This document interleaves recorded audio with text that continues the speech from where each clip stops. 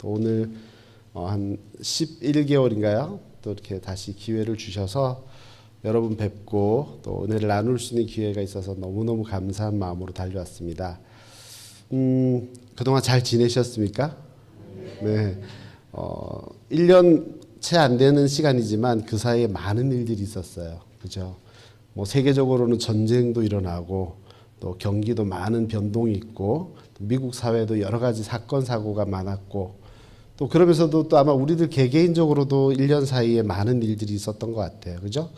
뭐 우리 건강이 점점 쇠약해지는 거는 뭐 당연한 것 같고 또 가정에서 또 우리 자녀들에게 또 아니 우리 하는 비즈니스에 또 많은 사건들이 있지 않았나 생각되고요. 또 뭐 때로는 우리 관계에도 친했던 분들과도 뭐 관계에 좀 어려움이 생긴다거나 하는 일들이 참 끊이지 않는 게 우리의 삶인 것 같아요. 그래서 여러분들 그 많은 일들 속에서 한 해를 지나서 지금 이 자리에 같이 있게 된 것이 참 하나님의 은혜가 아닌가 생각되는데 여러분 우리가 이렇게 힘들고 어려운 일들 때로는 우리 힘으로 감당할 수 없는 사건 사고들이 닥칠 때 우리는 누구를 찾습니까?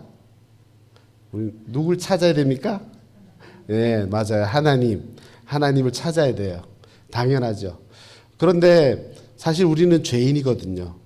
우리는 죄인인데 그 거룩하시고 온전하신 하나님을 우리가 직접 나가서 찾을 수는 없었어요. 옛날에는 죄인인 인간이 하나님을 바로 찾으러 나갈 수가 없었어요. 그래서 하나님이 죄인인 우리가 하나님을 찾아 만날 수 있도록 주신 제도가 있는데 그게 뭐냐면 제사장이라는 제도예요. 제사장이 하나님과 죄인인 우리 사이에서 우리를 데리고 제물을 가지고 제사를 드려서 우리를 하나님께로 인도하는 역할을 하는 것이 제사장 제도였어요. 그래서 우리가 제사장을 통해서만 하나님 앞에 나아가서 하나님을 만날 수 있는 아주 중요한 게 제사장인데 문제는 이 제사장도 시간이 지나니까 그 의미가 퇴색돼 버리더라고요. 제사장이 막 힘을 갖게 되고 제사장의 말 한마디면은 많은 사람들이 거기에 따라야 되고 막 이러면서 제사장 제도가 점점 형식적으로 변해가는 그런 안타까운 일들이 있게 되었어요. 그러다 보니까 하나님과 우리 죄인 사이의 거리가 좀 가까우면 좋겠는데 점점 멀어지거나 아니면 형식적인 종교 생활, 형식적인 그냥 신앙 생활에 머물게 되는 일들이 참 많은 것을 볼 수 있어요. 그건 뭐 오늘날 우리 시대뿐만이 아니라 성경 시대에도 그렇게 나타난 걸 알 수 있는데요. 그러다 보니까 바울 사도는 우리가 하나님과 멀어지고 우리가 좀 형식적인 종교에 머무는 것에 대한 안타까움을 느꼈는지 우리가 함께 읽었던 히브리서 말씀에 이렇게 이야기합니다. 그러므로 우리에게 큰 대제사장이 계시니 라고 이야기해요. 그전에는 대제사장까지는 있었는데 큰 대제사장이라는 표현은 잘 없었거든요. 이 말은 다른 말로 뭐냐면 우리에게는 진짜 대제사장이 계시다.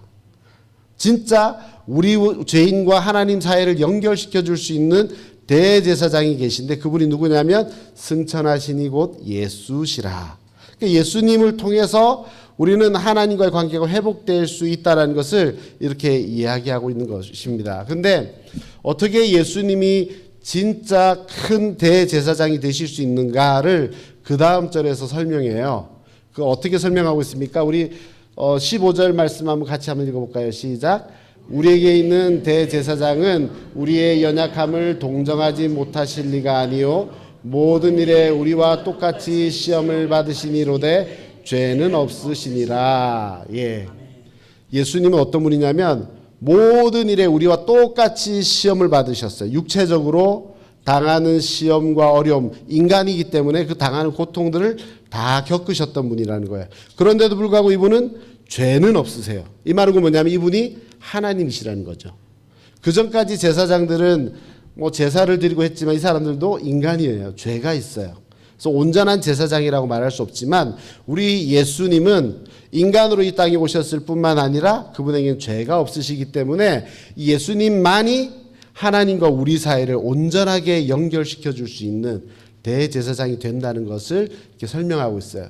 근데 여러분 여기 우리에게 있는 큰 대제사장의 중요한 특징 하나를 바울 사도가 이야기하고 있는데 우리에게 있는 큰 대제사장은 우리의 연약함을 동정하지 못하실 리가 아니요. 옛날 성경에는 체휼하지 못하실 리가 아니요라고 돼 있어요. 체휼이라는 의미는 다른 사람 상대방의 아픔과 어려움과 고통을 내 것으로 여기고 같이 끌어안고 같이 아파하고 같이 슬퍼하는 것을 의미한다고 합니다. 그래서 저는 이것을 가장 잘 표현한 단어가 공감이라는 단어지 않을까 싶어요. 우리에게는 예수 그리스도, 그분은 하나님이시면서도 동시에 우리의 모든 것을 공감하시는 분이시다. 그런 것 같아요. 예수님이 이 땅에서 겪으셨던 일들만 생각해도 예수님이 어떤 일들을 겪으셨습니까? 이 땅에서 오셔서 수많은 사람들이 기적을 일으키고 막 여러 가지 많은 말씀을 가르치셨을 때 수많은 사람들이 그때는 호산나 호산나 왕으로 오시니여 막 칭송했어요. 그러다가 나중에 예수님이 잡혀갈 때 어떻게 했습니까? 다 떠나가고 도망갈 뿐만 아니라 심지어는 돌로 치면서 예수님을 십자가에 매달아라. 사람들로부터 이런 처절한 배신을 겪으셨어요. 친했던 사람들이, 주변에 그 많던 사람들이, 심지어 제자들마저도 한순간에는 다 떠나버려서 철저하게 외롭고 철저하게 쓸쓸하고 마음은 배신으로 인해서 너무나 아픈 그런 고통을 당하셨고요. 또 육체적으로 어땠습니까? 잡혀가셔서 가시 면류관을 쓰시면서 그 짓눌려서 막 구석구석에서 피가 나는 고통을 겪으셨고, 채찍에 맞으셨고, 살점이 떨어지셨고, 십자가에 못 박히셨고, 십자가상에 벌거벗겨져서 수치도 조롱도 모욕도 다 당하시고, 그리고 거기에 매달리셔서 목이 마르고 죽을 것 같은 고통을 느끼시면서 마지막에는 물과 피를 다 쏟아서 죽으시기까지 어쩌면 우리 인간이 겪을 수 있는 모든 아픔, 고통, 우리 심리적인 어려움들까지도 다 겪으셨던 그분이 우리를 공감하시는 주님이시라는 것입니다. 그렇기 때문에 그분은 우리의 공감, 우리의 고통, 우리의 아픔을 잘 알고 이해하실 수 있는 분이라고 바울 사도는 이야기하고 있어요. 저는 그게 참 옳은 말이라고 생각합니다. 지난 2월 말에 제가 태국에서 사역을 하고 있는데 갑자기 전화 한 통이 왔어요. 제 동생이 전화를 했는데 전화하면서 형, 아버지가 폐암이신 것 같대. 그래서 그 말을 듣고 깜짝 놀랐어요. 그 전까지 너무 건강하셨던 분이신데. 그래서 급하게 막 짐을 싸가지고 이제 한국으로 나갔고, 그 다음에 이제 아버지를 모시고 대학병원에 가서 조직 검사도 하고 여러 가지 다 해봤는데 폐암 말기. 이미 이제 암은 뭐 곳곳에 다 퍼졌더라고요. 간과 척추와 뇌와 다 퍼졌고, 더 안 좋은 것은 이 암이 아주 빨리 퍼지는 그런 종류의 암이었어요. 그래서 그러다 보니까 한 2달만 계시다가 그냥 돌아가셨어요. 그래서 그 시간들을 이렇게 돌아보면서 참 많은 것들을 깨닫게 되었는데요. 저는 그 제 아버지가 그 침상에 누워 계신, 병상에 누워 계신 그 모습을 처음 대면했을 때 어떤 게 제 마음을 사로잡았냐면 그분의 고통. 그러니까 이 암세포로 인해서 이제 육체에서 이제 고통이 점점 증가하는 거예요. 그런데 문제는 이분이 돌아가실 날이 언제가 될지 모르겠지만 돌아가실 그 순간까지 그분에게 남겨진 거는 고통밖에 없구나. 병상을 떠나지도 못하고 병상에서 그냥 고통만 점점 증가하는 고통만 겪으시면서 그 시간을 보내야 한다 생각하는 게 참 마음이 무거웠어요. 왜 이렇게 우리에게 남겨진 건 고통밖에 없는 건가? 그런 의문이 들었어요.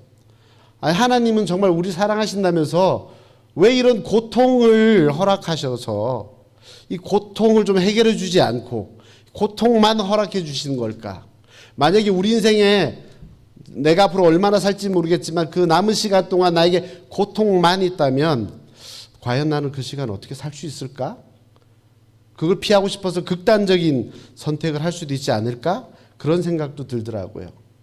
이 고통의 문제가 참 제 마음을 짓누르고 있을 그때 제가 예전에 젊었을 때 이렇게 배웠던 찬양 하나가 생각났어요. 그 찬양의 가사는 이런 찬양이었어요. 하나님께로 더 가까이 갑니다. 고통 가운데 계신 주님. 근데 여러분 저는 여기서 이 가사가 이해가 안 됐어요. 하나님께로 더 가까이 갑니다. 근데 지금 하나님이 고통 가운데 계시대요. 그래서 이게 무슨 의미지? 내가 하나님을 떠나 있고 하나님을 모른다고 하고 하나님 말씀을 안 들으니까 막 그것 때문에 하나님이 고통받으셨나? 막 그렇게 생각을 했었어요.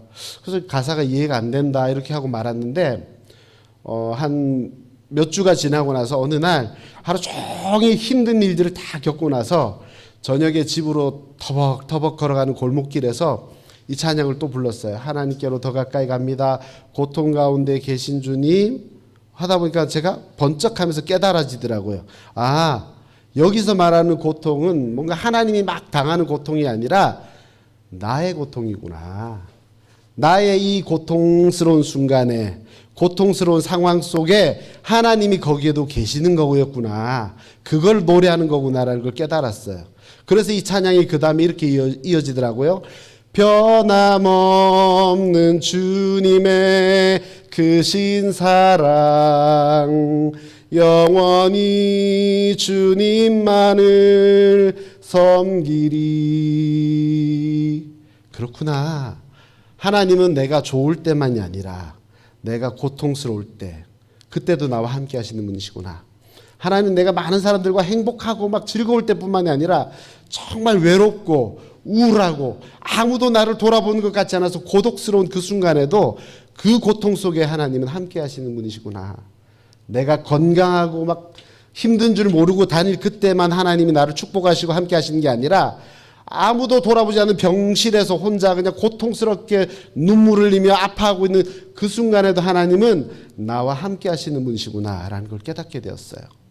오늘 말씀에서도 하나님은 공감하시는 하나님, 우리의 모든 시험을 똑같이 받으신 분이신데 죄는 없으신 하나님이신 그 예수 그리스도가 나의 이 고통 속에도 함께 하시는 분이시구나라는 걸 깨닫게 되면서 이 고통이라는 것을 다시 생각하게 되었어요.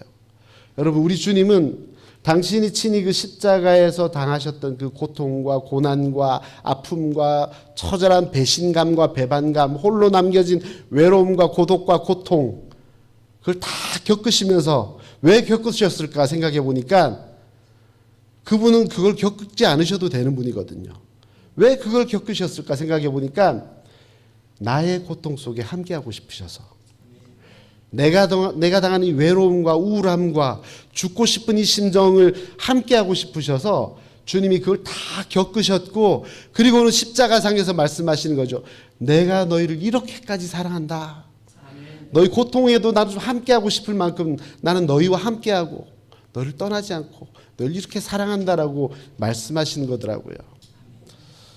그 C.S. 루이스라는 분이 있어요. 그 기독교 많은 저술을 남기신 분이시고 또 옥스퍼드 대학교 교수님이시고 한데, 이분이 책을 썼는데, 고통에 대한 그 책을 썼는데 그 책에서 이렇게 이야기하더라고요.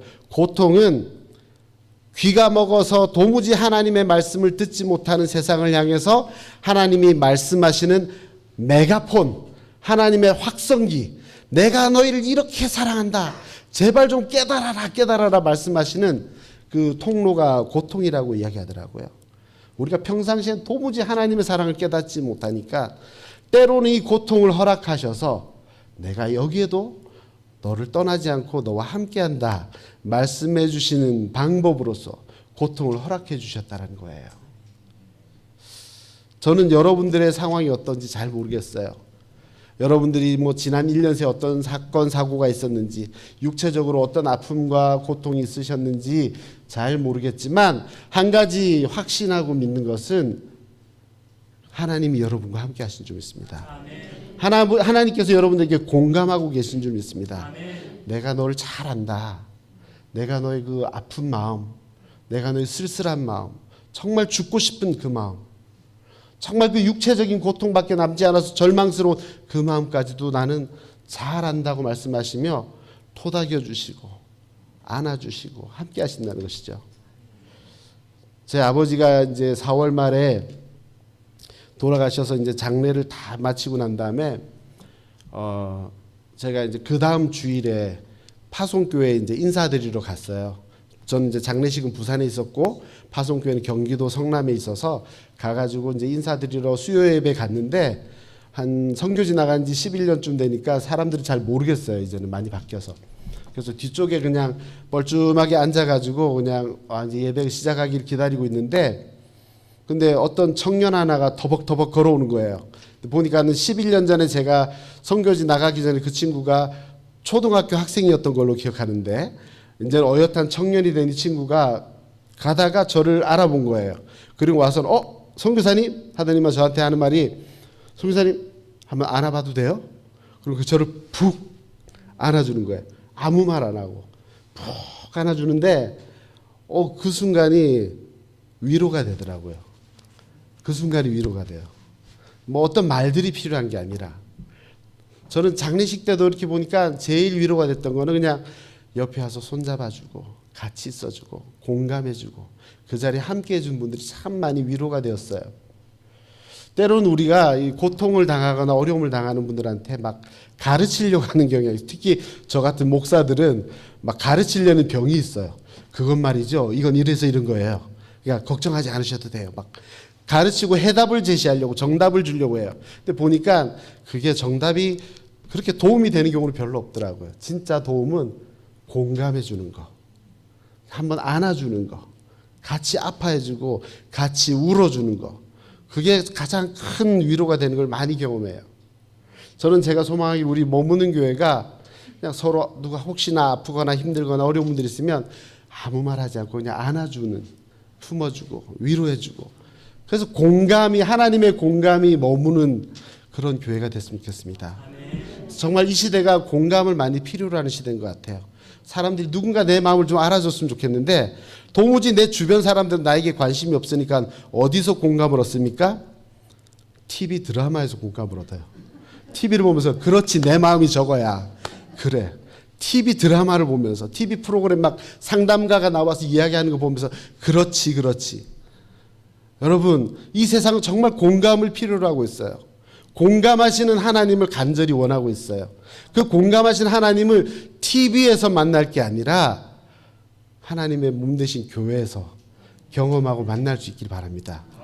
여러분들을 통해서 공감하시는 하나님을 경험할 수 있기를 바랍니다. 누가 힘든 분들이 오면 그냥 아무 말 하지 마시고 그냥 손잡아 주시고 토닥거려 주시고 안아 주시고 같이 울어 주시고 그러면 좋을 것 같아요. 저 장례를 이렇게 지내면서 사실 저희 부모님이 이제 개척교회를 가신 지가 한 5, 6년 되셨어요. 그렇게 크지 않은 개척교회인데 저희는 이제, 저는 그전에는 큰 교회에서 부목사로 사역을 해봤거든요. 근데 작은 개척교회에서 이렇게 저희 아버지 장례를 다 맡겨서 장례를 진행하면서 느낀 게 뭐냐면요, 온 교회 성도가 함께 울어주고 온 교회 성도가 함께 아파해주고 그 장례식 장소를 같이 지켜주고 매번 같이 방문해주고 손잡아주고 하니까 너무 좋더라고요. 그래서 정말 장례식이 너무 위로가 되고 은혜가 되는 것을 경험한 시간이었어요. 저는 우리 머무는 교회가 정말 함께 공감하고 그 공감을 말로만이 아니라 직접 행동으로, 삶으로 보여주고 이 세상에 하나님의 공감은 이런 것이다 보여줄 수 있는 그런 교회가 되었으면 좋겠어요. 전 장례식을 들으면서 주변에 많은 친지분들이나 주변에 오신 많은 분들이 야, 정말 좋다.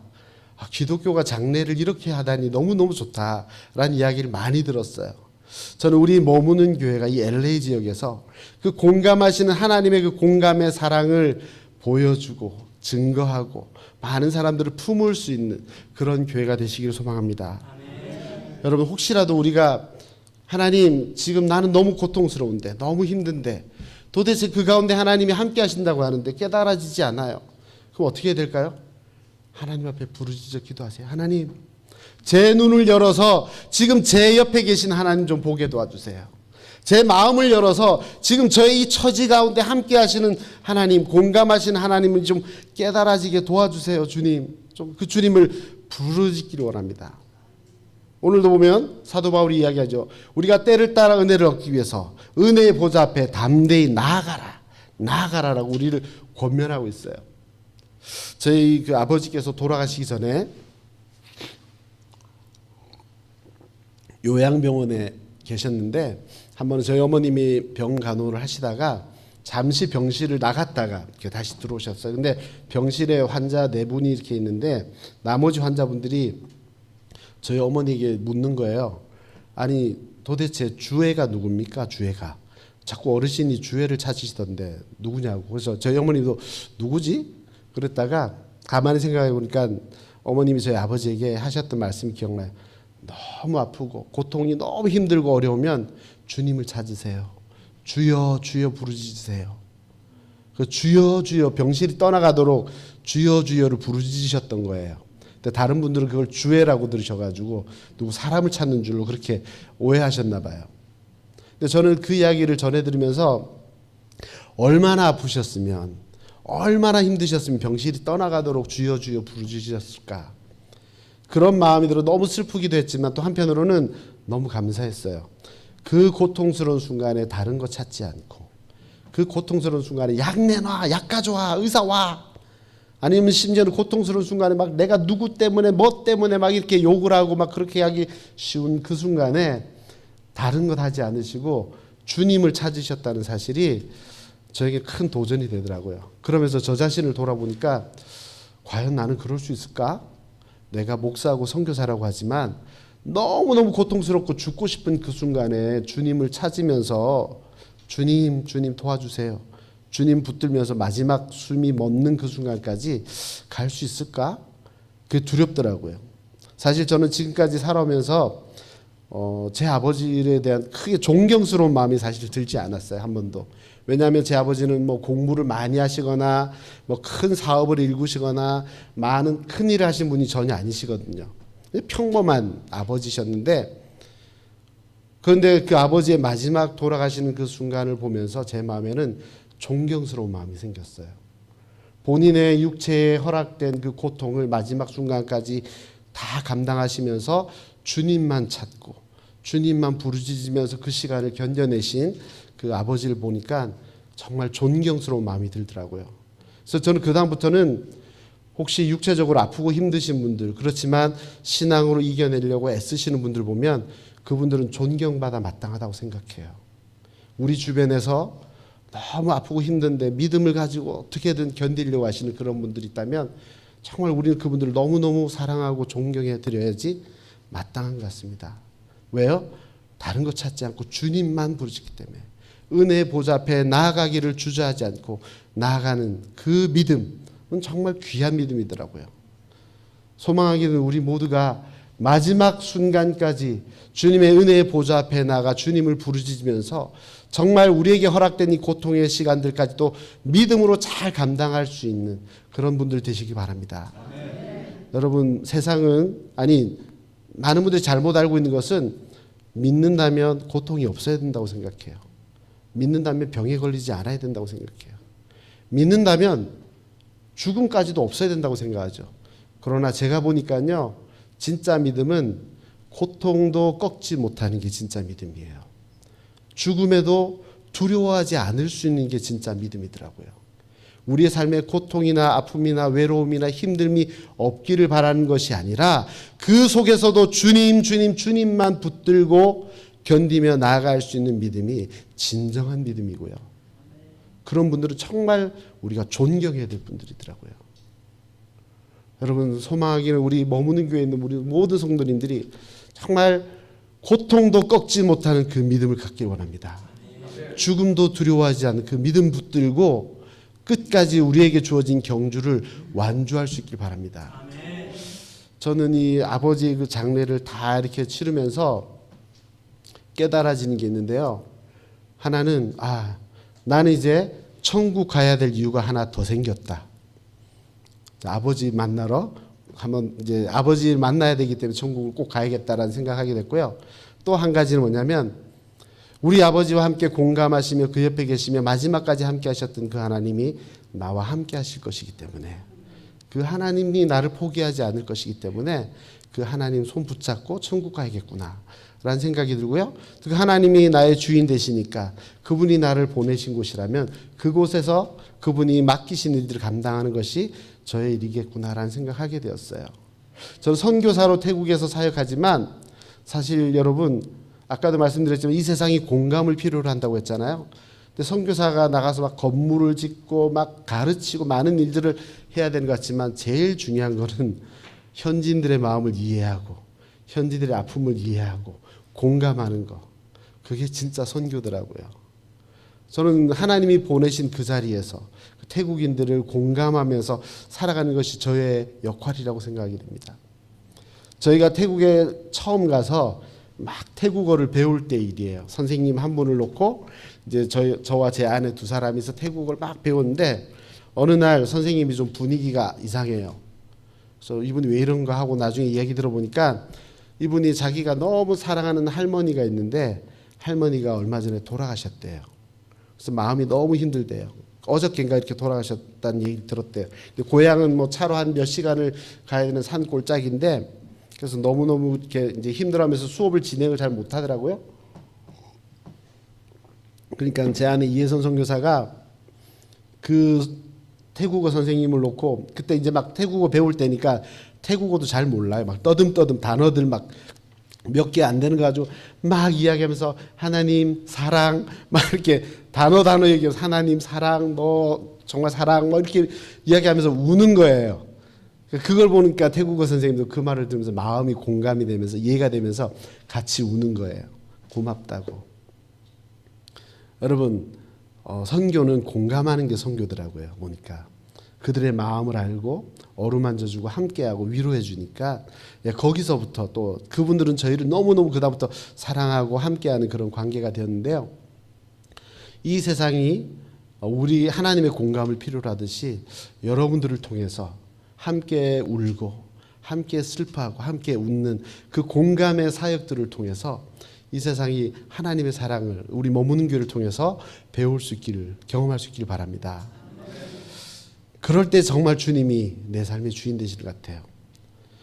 혹이라도 내가 여전히 주님과 멀어진 삶을 살고 있다면 여러분의 마음의 보좌에 주님을 모셔드리십시오. 하나님 제 안에 들어오셔서 주인 되어 주십시오. 공감하시는 대제사장으로서 제 삶에 제 마음에 찾아와 주시고 저를 다스려 주십시오. 주님만이 주인이십니다. 그렇게 고백할 수 있길 바랍니다. 혹이라도 힘들고 어렵다고 해서 막 다른 걸로 위로받으려고 하지 마세요. 여러분 사람들 막 위로받으려고 하죠. 그때뿐이에요. 여러분 막 돈으로 막 내가 물질적인 것으로 막 위로받으려고 하지만 이따가도 사라진 거고요. 제가 요번에 저희 아버지 장례를 다 치르고 난 다음에 유품을 정리하다가 아버지의 지갑을 발견했어요. 이 위도 깊숙이 넣어놓으셨던 지갑인데 지갑을 딱 열어보니까 거기에 한국 돈으로 현금 70만 원이 들어있어요. 우리 달러로 하면 한 550불 뭐 정도 되나요? 그 정도 되는 돈이 들으셨는데 여러분 이 돈 내 지갑 속에 있는 돈이니까 내 돈이라고 생각하잖아요. 이것도 하나님이 허락하시지 않으니까 못 쓰고 죽어요. 내 거라고 생각하는 거 하나님이 허락하시지 않으면 나는 한 번도 손도 대지 못하고 떠나갈 수 있는 게 우리 인생이더라고요. 오늘 하루 24시간 이 하루는 나의 날이라고 생각하죠. 하나님이 허락하시지 않으면 이 시간도 쓸 수 없는 게 인간이에요. 내 자녀들 내 것이라고 생각하지만 하나님이 허락하시지 않으면 그 자녀들도 내 자녀가 되지 않아요. 어쩌면 이 모든 우리의 삶의 주인은 누구라고요? 하나님이시라고요. 하나님이 허락해 주셨기 때문에 지금 우리가 이 자리에 있고 하나님이 주인 되어 주셨기 때문에 오늘 우리가 이렇게 하나님을 예배하며 하나님의 말씀을 듣게 된 줄 믿습니다. 여러분 그 하나님을 내 삶의 주인으로 모셔드리고 내 삶의 대제사장으로 모셔드리고 은혜의 보좌 앞에 당당히 나아가서 주님 나와 함께 하시죠. 주님 내 고통을 아시죠. 내 아픔을 아시죠. 그 누구도 모르는 나의 외로움을 주님 아시죠. 그 주님 손 붙들고 위로받고 경험하고 오늘도 우리에게 주어진 삶을 믿음으로 살아낼 수 있는 믿음의 용사들 모두 되시기를 바라겠습니다. 함께 기도하겠습니다.